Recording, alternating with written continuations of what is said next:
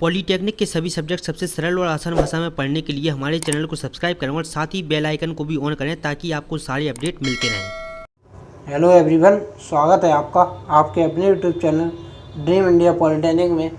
आज का video lecture second semester के स्टूडेंट के लिए जो कि BMCE का है, मतलब कि basics of mechanical and civil engineering का है।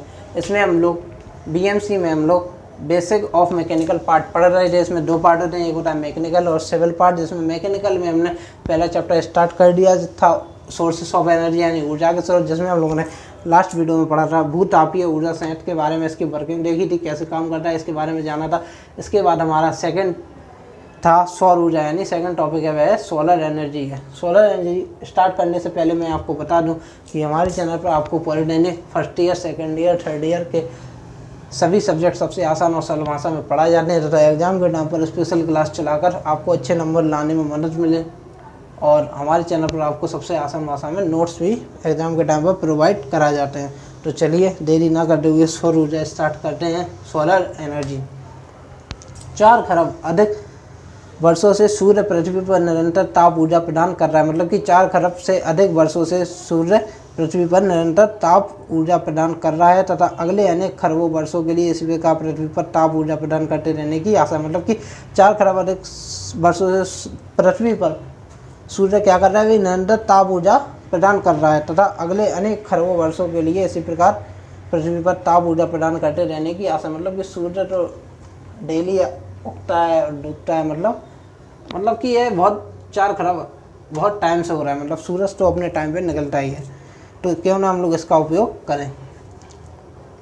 सौर ऊर्जा का उपयोग करने के लिए सूर्य से प्राप्त किरणों को विभिन्न सौर लेंसों तथा परावर्तकों का प्रयोग कर सूर्य की किरणों को नाविक बिंदु पर संकेंद्रित कर उपलब्ध अत्यधिक ऊष्मा को पानी गर्म करने, भाप बनाने, वायु गर्म करने तथा खाना पकाने आदि में प्रयोग की जाता है। मतलब कि सौर ऊर्जा का उपयोग करने के लिए सूर्य से प्राप्त किरणें होती हैं, उसको विभिन्न सौर लेंसों हो गया, परावर्तक हो गया का प्रयोग करके सूर्य की किरणें, मतलब लेंस का प्रयोग करके या परावर्तक का प्रयोग करके हम लोग सारी किरणों को एक जगह इकट्ठा करके, मतलब नाविक बिंदु पर संकेंद्रित कर उपलब्ध अत्यधिक ऊष्मा को पानी गर्म करने, भाप बनाने, वायु गर्म करने तथा खाना पकाने आदि में प्रयोग किया जाता है। ठीक है भाई, इसका हम लोग इस प्रकार से भी प्रयोग कर सकते हैं। सौर सेल्स जिन्हें सिलिकॉन फोटो सेल कहते हैं, मतलब कि सौर सेल्स होते हैं जिन्हें सिलिकॉन फोटो सेल कहते हैं, इसका प्रयोग कर सूर्य के प्रकाश को सीधे विद्युत में परिवर्तित किया जा सकता है। मतलब कि फोटोवोल्टिक सेल के द्वारा हम लोग PV सेल के द्वारा सूर्य को सीधे हम लोग परिवर्तित कर सकते हैं, जिसके द्वारा अनेक विद्युत उपकरण चलाए जा सकते हैं। इन सेल की दक्षता लगभग 10 से 12% होती है। इनको बनाने में अत्यधिक लागत आती है। मतलब कि जो सेल होते हैं उनको बनाने में भाई बहुत महंगे होते हैं, मतलब अत्यधिक लागत आती है, इनको बनाने में अत्यधिक लागत आती है। सौर बैटरियों का प्रयोग रॉकेट इत्यादि में किया जाता है। चित्र में सौर लेंसों, परावर्तकों तथा फोटोवोल्टिक सोलर सेल का उपयोग कर सौर ऊर्जा प्राप्त करने की विधि दिखाई गई है। मतलब कि सौर बैटरियों का प्रयोग रॉकेट इत्यादि में किया जाता है। चित्र में सौर लेंसों और परावर्तकों का फोटोवोल्टिक सोलर सेल का उपयोग करके सौर ऊर्जा प्राप्त करने की विधि दिखाई गई है। और भी आप लोग इसमें लिख सकते हैं अपने हिसाब से कि सौर को हम लोग सोलर कुकर हुआ, सोलर कई सारी चीज़ों में हम लोग उपयोग करते हैं। ये देखिए भाई, ये सूर्य है, ये लेंस है। ये कौन सा लेंस है भाई? उत्तल लेंस है, बीच में मोटा, किनारों पर पतला। और ये हमारा रिफ्लेक्टर है यानी परावर्तक है, आईना है, मिरर कह सकते हैं। ठीक है, ये हमारा फोटोवोल्टिक सेल है। इसमें हम लोग क्या करते हैं, उत्तल लेंस पर जैसे ही किरण गिराते हैं तो ये नाविक बिंदु पर संकेंद्रित कर देता है। मतलब एक जगह करके हम लोग यहाँ पे खाना पका सकते हैं, कुछ भी कार्य में हम लोग इकट्ठी एनर्जी को ले सकते हैं। ऐसे ही परावर्तक में इन्होंने नाविक बिंदु पर इकट्ठा किया है, इसको भी हम लोग यूज में ला सकते हैं। और ये हमारा फोटो सेल, मतलब कि इसके द्वारा हम लोग डायरेक्ट ही हम लोग विद्युत में इसको चेंज कर सकते हैं। फोटो सेल और बैटरी में लगा के इसको चेंज कर सकते हैं। इसको हम लोग सेमीकंडक्टर के द्वारा बनाते हैं, जो कि आप लोग पढ़ चुके होंगे। मतलब कि डायोड यानी एनालॉग में आप लोग PN जंक्शन डायोड में पढ़ चुके होंगे। PN जंक्शन डायोड के द्वारा ही हम लोग इसको बनाते हैं। ठीक है भाई, ये कांच लेंस विधि कहलाती है, परावर्तक विधि कहलाती है और ये PV सेल विधि कहलाती है। सोलर ऊर्जा की उपयोगिता को देखते हुए बाजार में उपलब्ध कुछ मुख्य उपकरण इस प्रकार हैं। मतलब कि सोलर ऊर्जा की अधिक उपयोगिता को देखते हुए बाजार में कुछ उपकरण इस प्रकार हैं। पहला है हमारा solar cooker, solar water heater, solar बत्ती यूनिट, सोलर पंप सिस्टम जो आप देख सकते होंगे, सोलर शक्ति प्लांट भी देख सकते हैं, सोलर इन्वर्टर भी आने लगे हैं, सोलर मोबाइल चार्जर भी आते हैं जिससे हम लोग मोबाइल चार्ज कर सकते हैं। सोलर कुकर खाना बना सकते हैं, सोलर वाटर हीटर पानी गर्म कर सकते हैं, सोलर बत्ती यूनिट यानी सोलर लाइट जला सकते हैं, सोलर पंप सिस्टम यानी पानी निकाल सकते हैं, सोलर शक्ति प्लांट मतलब पावर बना सकते हैं, सोलर इन्वर्टर यानी हम लोग इन्वर्टर से यूज कर सकते हैं। ठीक है भाई। इसके बाद हमारा थर्ड है पवन ऊर्जा यानी विंड एनर्जी। ये बहुत इम्पोर्टेंट है, आप लोग ध्यान दें, पेपर में आ सकती है। सूर्य की गर्मी से वायुमंडल के आसमान ऊष्मन के कारण हवा चलती है। मतलब कि सूर्य की गर्मी से वायुमंडल में जो प्रभाव होते हैं उससे आसमान ऊष्मन के कारण हवा चलती है। वायु के इस प्रभाव से काफ़ी मात्रा में ऊर्जा शक्ति प्राप्त की जा सकती है। मतलब कि वायु का जो इस तेज प्रभाव है उससे हम लोग काफ़ी मात्रा में ऊर्जा शक्ति प्राप्त की जा सकती है। मानव द्वारा सर्वप्रथम पवन मिल का विकास किया गया। मतलब कि मनुष्यों द्वारा सर्वप्रथम क्या बनाया गया, विंड मिल का विकास किया गया है जिसमें पवन की गति से शक्ति उत्पन्न की गई। मतलब कि वायु के द्वारा हम लोगों ने पावर उत्पन्न किया है। जैसे ही वायु रोटर में के आड़े आती है, मतलब कि जो रोटर होता है वह वायु जैसे ही आती है तो वो रोटर घूमने लगता है, उसके संवेग में परिवर्तन होता है जिसके कारण रोटर बेंच पर बल लगता है। मतलब कि जैसे ही वायु टकराती है तो रोटर हमारा पंखड़ी है वो उसके बेंच पर बल लगता है और बलाहून अर्थात शक्ति उत्पन्न होती है। आधुनिक पवन मिल से 1 से 3 किलोमीटर पर आवर के कम वेग पर कार्य कर सकती है। मतलब कि जो आधुनिक पवन मिल है हमारी विंड मिल है वह 1 से 3 किलोमीटर पर आवर के कम वेग पर भी कार्य कर सकते हैं। मतलब कि इतनी पवन चलती रहे, हवा चलती रहे 1 से 3 किलोमीटर पर आवर की स्पीड पर, जबकि 5 किलोमीटर पर आवर के पवन वेग पर अधिक दक्षता प्राप्त होती है। मतलब कि यदि 5 किलोमीटर पर आवर की स्पीड से हवा चले तो उससे अधिक दक्षता प्राप्त होती है। इस ऊर्जा स्रोत का सबसे बड़ा लाभ यह है कि इसे चलाने के लिए किसी ऑपरेटर की आवश्यकता नहीं होती तथा इसका अनुरक्षण एवं चालन खर्च बहुत कम है। मतलब कि किसी भी ऑपरेटर की आवश्यकता नहीं होती, इसका कॉस्ट भी बहुत कम है।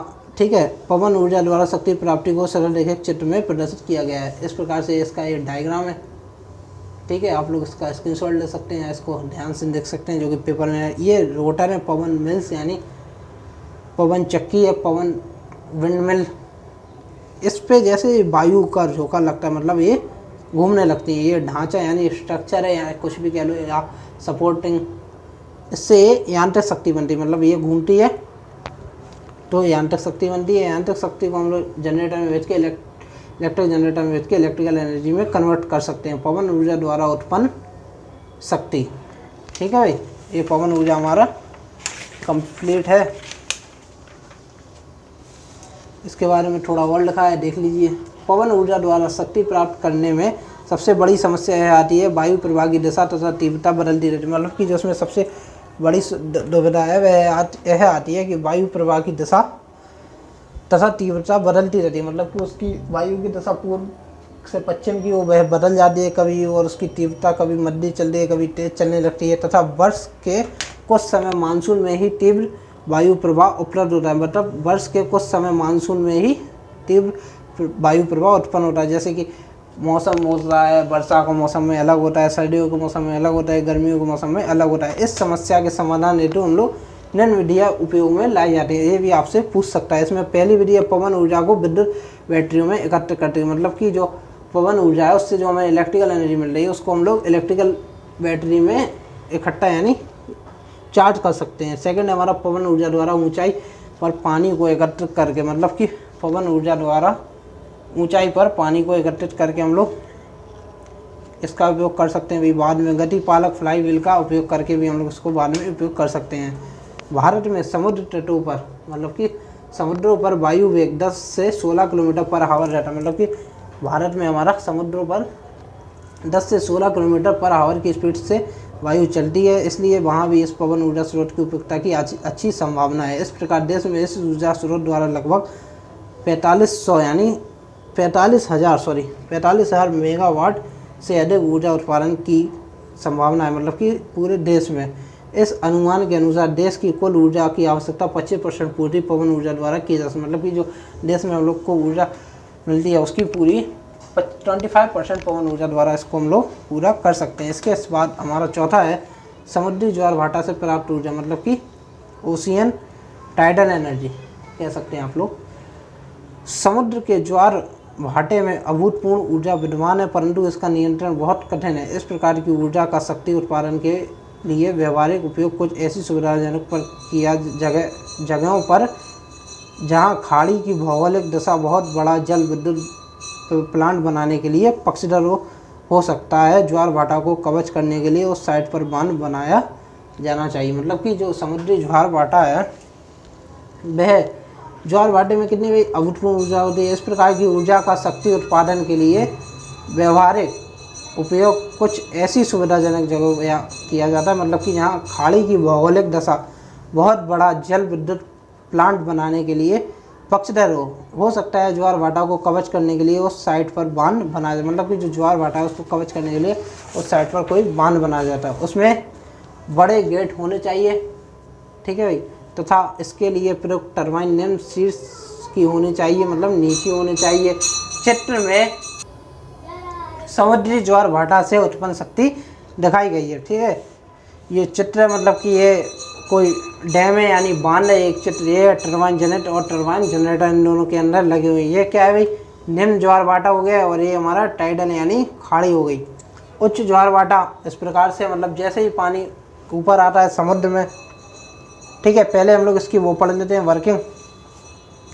समुद्री ज्वार के दौरान जल बांध के पीछे एकत्रित किया जाता है। मतलब कि समुद्री ज्वार के दौरान जल डैम के पीछे एकत्रित किया जाता है, फिर उसे भाटा के समय विसर्जित किया जाता है। इसके प्रवाह के दौरान इसे प्रतिवर्ती टरबाइन के द्वारा गुजारा जाता है, जिसके द्वारा ऊर्जा उत्पन्न होती है। और व्यावसायिक ज्वार भाटा प्लांट फ्रांस एवं इंग्लैंड में चल रहे हैं। मतलब कि व्यावसायिक ज्वार भाटा प्लांट फ्रांस एवं इंग्लैंड में चल रहे हैं। इस स्रोत से 75 × 10⁶ किलोवाट घंटा का विद्युत उत्पादन होने का अनुमान है। मतलब कि इतना हम लोग विद्युत का उत्पादन कर सकते हैं। पहले किया जाता है इसमें समुद्री ज्वार के दौरान जल बांध के पीछे एकत्रित किया जाता है, फिर उसे भाटा के समय विसर्जित किया जाता है। मतलब कि जैसे ही ज्वार आता है इसको पीछे हम लोग खाड़ी में एकत्रित कर लेते हैं, मतलब इकट्ठा कर लेते हैं। इसके बाद जैसे ही भाटा नीचे हो जाता है तो हम लोग यहाँ से इसको छोड़ते हैं, मतलब खाड़ी से हम लोग विसर्जित किया जाता है। इसके प्रवाह के दौरान इसमें प्रतिवर्ती टरबाइन लगी हुई यानी जनरेटर के द्वारा गुजारा जाता है, जिसके द्वारा ऊर्जा उत्पन्न होती है। और व्यावसायिक ज्वार भाटा प्लांट फ्रांस एवं इंग्लैंड में चल रहे हैं। मतलब कि जनरेटर के द्वारा हमको विद्युत प्राप्त होती है। इसके बाद हमारा पांचवा है जल ऊर्जा यानी हाइड्रो एनर्जी। भारतवर्ष में जल नदियों, नहरों, बड़े नालों तथा झरनों के रूप में अत्यधिक मात्रा में उपलब्ध है। मतलब भारतवर्ष में जल जो है नदियों, नहरों, बड़े नालों अथवा झरनों के रूप में अत्यधिक मात्रा में उपलब्ध है। भारतवर्ष में सर्वप्रथम जल का उपयोग यांत्रिक ऊर्जा उत्पन्न करने के लिए तथा बाद में विद्युत शक्ति उत्पादन के लिए किया गया। मतलब कि भारतवर्ष में सर्वप्रथम जल का प्रयोग मैकेनिकल एनर्जी को उत्पन्न करने तथा विद्युत शक्ति उत्पादन के लिए किया गया है। जल ऊर्जा प्लांट की महत्ता को देखते हुए भारत जल ऊर्जा प्लांट एवं की महत्ता को देखते हुए भारत सरकार द्वारा, मतलब कि उसकी महत्ता यानी उसकी महत्ता को देखते हुए भारत सरकार द्वारा अलग से स्वतंत्र ऑटोनोमस बॉडी राष्ट्रीय जल विद्युत शक्ति निगम यानी national hydro electric power corporation, इसका फुल फॉर्म आप लोग देख सकते हैं, जिसे NHPC कहा जाता है। मतलब कि NHPC का फुल फॉर्म ये पूछ सकता है, इसके बारे में भी पूछ सकता है। NHPC में आपने कई सारी वैकेंसी वगैरह भी देखी होंगी, क्योंकि इसके भारत सरकार द्वारा बनाया गया राष्ट्रीय जल विद्युत शक्ति निगम यानी national hydro electric power corporation. मतलब कि हाइड्रो द्वारा हाइड्रो प्लांट के लिए बनाया गया। जल शक्ति जल को अधिक ऊंचाई पर एकत्रित कर इसकी स्थितिज ऊर्जा को गतिज ऊर्जा में परिवर्तित कर प्राप्त की जा सकती है। मतलब कि जल पावर है, जो हाइड्रो पावर है, उसको भाई कैसे उपयोग में लाते हैं, उसको अधिक ऊंचाई पर एकत्रित कर नीचे फेंकते हैं तो उसकी जो पोटेंशियल एनर्जी है उसको काइनेटिक एनर्जी में बदल कर हम लोग ऊर्जा प्राप्त कर सकते हैं। इस विधि में ऐसे स्थानों का चयन किया जाता है, मतलब कि इस विधि में ऐसे स्थानों का चयन किया जाता है जहां जल का प्रवाह उच्च तल से निम्न तल पर होता है, मतलब कि ऊपर से नीचे की तरफ होता है। उच्च तल की स्थितिज ऊर्जा को गतिज ऊर्जा में परिवर्तित कर जल टरबाइन द्वारा यांत्रिक ऊर्जा प्राप्त करें। मतलब कि जो उच्च तल द्वारा ऊंचाई से पोटेंशियल एनर्जी को काइनेटिक में बदल कर जल टरबाइन द्वारा यांत्रिक ऊर्जा प्राप्त करते हैं। इस प्रकार प्राप्त यांत्रिक ऊर्जा को विद्युत जनरेटर द्वारा विद्युत ऊर्जा में परिवर्तित करना, मतलब कि जो मैकेनिकल एनर्जी प्राप्त होती है उसको विद्युत जनरेटर द्वारा, इलेक्ट्रिक जनरेटर द्वारा विद्युत ऊर्जा में परिवर्तित करते हैं। भारत में लगभग 41,000 41,500 मेगावाट की जल शक्ति उत्पादन की क्षमता है। मतलब कि जो इंडिया में 41,500 मेगावाट की जल शक्ति उत्पादन की क्षमता है, जिसमें से केवल 1500 मेगावाट यूज हो रहा है। मतलब कि 1500 मेगावाट क्षमता की यूनिट स्थापित है। इन प्लांट के बनाने में समय भी बहुत अधिक लगता है। मतलब कि इन प्लांट है उनको बनाने में समय भी बहुत अधिक लगता है। चित्र में जल विद्युत प्लांट दिखाया गया है। मतलब कि ये इसकी वर्किंग है, आप लोग देख सकते हैं कि ये ऊंचाई है और ये नीचाई। मतलब कि जैसे ये जलाशय यहाँ इकट्ठा करने लगते हैं, ये बांध है, मतलब इसको पोटेंशियल एनर्जी मतलब स्थितिज ऊर्जा है उसको गतिज ऊर्जा में बदल देते हैं। मतलब कि जैसे ही जल को यहाँ से छोड़ते हैं, ये सपोर्टिंग ब्लॉक है जिस पे सपोर्ट है, ये पानी की पाइप मतलब फिर भी जल नलिका है।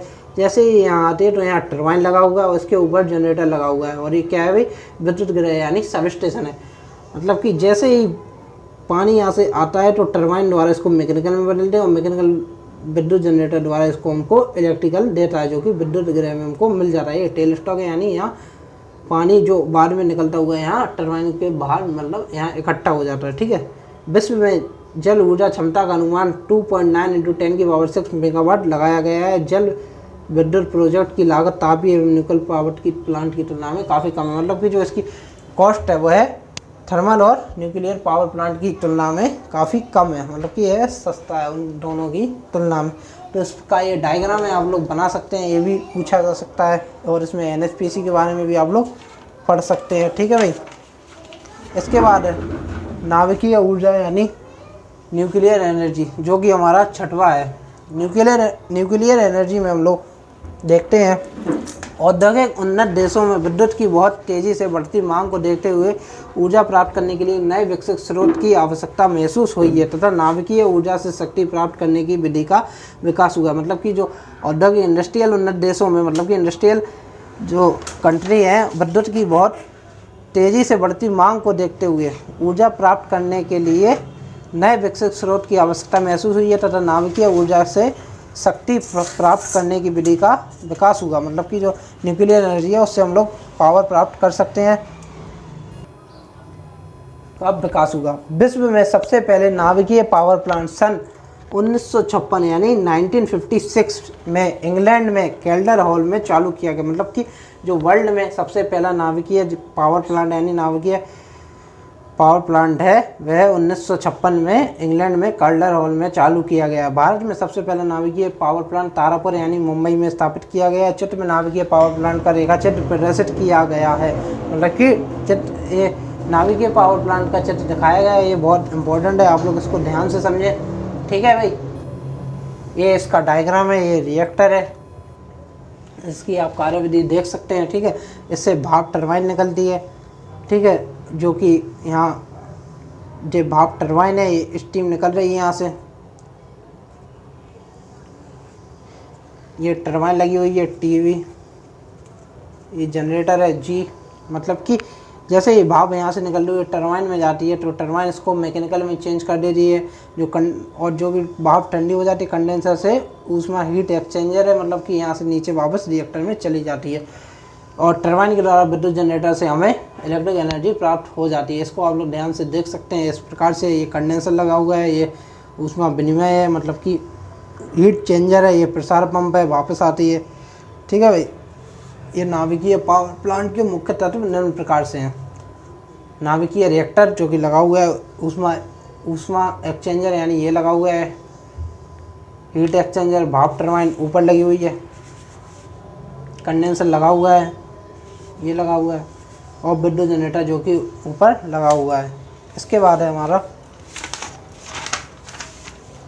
नाभिकीय पावर प्लांट का मुख्य अंग नाभिकीय रिएक्टर। मतलब कि जो इसका मुख्य अंग है वह नाभिकीय रिएक्टर है, जिसमें न्यूक्लियर ईंधन के विखंडन से प्राप्त ऊष्मा के द्वारा किसी पदार्थ द्रव वाष्प या गैस को गर्म किया है। मतलब कि जो नाभिकीय पावर प्लांट का मुख्य अंग है वह नाभिकीय रिएक्टर है, जिसमें न्यूक्लियर ईंधन के विखंडन से प्राप्त ऊष्मा के द्वारा किसी पदार्थ द्रव वाष्प या गैस को गर्म किया जाए। मतलब कि उसका जो नाभिकीय पावर प्लांट का मुख्य अंग क्या है, नाभिकीय रिएक्टर है। ठीक है, न्यूक्लियर ईंधन के विखंडन से प्राप्त ऊष्मा के द्वारा हम किसी पदार्थ को गर्म कर सकते हैं। मतलब कि जो इसका विखंडन से प्राप्त ऊष्मा होती है वह काफ़ी ज़्यादा होती है, जिससे भाप बनती है। इस माध्यम को कूलेंट कहते हैं। भाप को भाप टरबाइन में भेजा जाता है। मतलब कि भाप जो बनती है उसको भाप टरबाइन में भेजा जाता है, जहाँ भाप की जहाँ भाप की ऊष्मा ऊर्जा यांत्रिक ऊर्जा में परिवर्तित हो जाती है। इस उपलब्ध यांत्रिक ऊर्जा को विद्युत जनरेटर के द्वारा विद्युत ऊर्जा अथवा विद्युत शक्ति में परिवर्तित कर लिया। मतलब कि जो भाप को हम लोग टरबाइन में बेचकर जो मैकेनिकल एनर्जी बनाते हैं उसको विद्युत जनरेटर में बेचकर विद्युत ऊर्जा अथवा विद्युत शक्ति में परिवर्तित कर दिया जाता है। भाप टरबाइन से प्रयोग की गई भाप को कंडेंसर में जाकर जल में परिवर्तित हो जाती है। मतलब कि जो भाप टरबाइन से जो बचती है हमारे पास वह कंडेंसर में जाकर जल में परिवर्तित होकर वापस यहाँ से रिएक्टर में या अलग निकल जाती है। ठीक है भाई।